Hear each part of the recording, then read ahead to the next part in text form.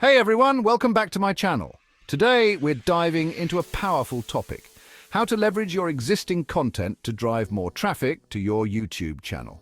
If you're looking to maximize your efforts without constantly creating new videos, you're in the right place.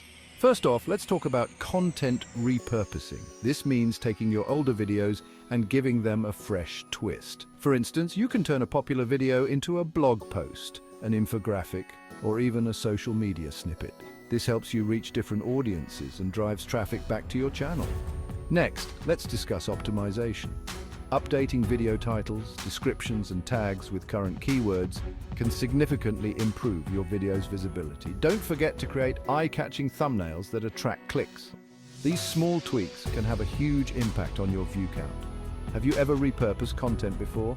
If so, drop a comment below with your experience. I'd love to hear how it worked for you. So remember, by repurposing your existing content and optimizing it for search, you can increase your traffic without a lot of extra work.